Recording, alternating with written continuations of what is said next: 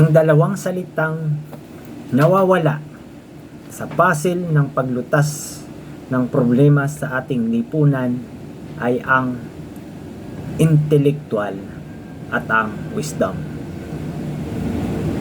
Maaaring itanong natin sa ating sarili, bakit sa dami ng matatalino sa Pilipinas, bakit tila hindi tayo makaalis sa mga lumang problema?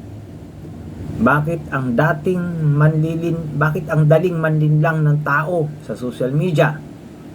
Ngayon, ilalabas natin ang nawawalang piraso ng puzzle.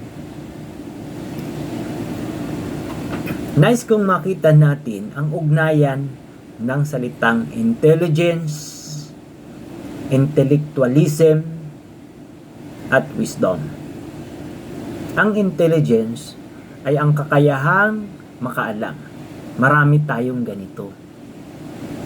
Ang intellectualism, ang kakayahang mag-analisa at humulagpos sa emosyon.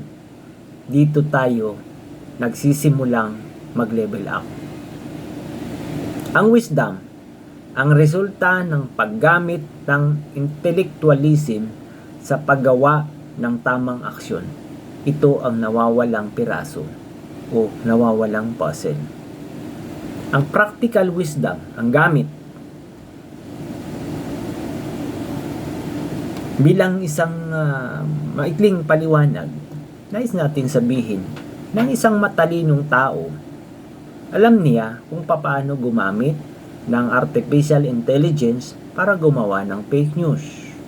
Pero ang isang intellectual sentinel o smart Pinoy, gagamit siya ng wisdom para harangan ang fake news at protektahan ang dangal ng kapwa.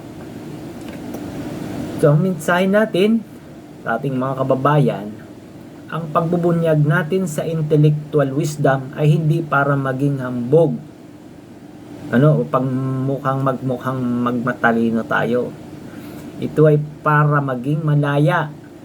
Kapag nakuha natin ang nawawalang piraso na ito at nagamit natin sa ating mga pagdidesisyon, paglutas ng suliranin sa ating lipunan, hindi na tayo basta-basta mapapaikot ng kahit anong post sa Facebook, ng kahit anong pangako ng politiko, o ng kahit anong takot sa teknolohiya.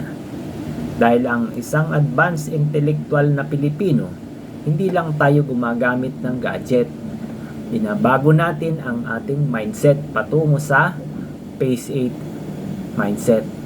Isang kaisipang moderno, malaya, walang kinikilingan, at nakabatay ang pagpapasya sa lohika, lantay na lohika, at diwang mapagkalinga. Ito ang ating handog sa bawat Pilipino, ang kakayahang maging arkitekto ng ating sariling lipunan.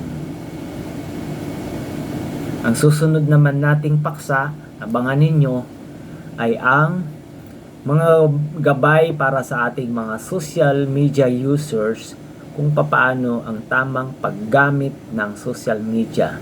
Kailan ka dapat mag-like, kailan ka dapat mag-share, kailan ka dapat mag-comment.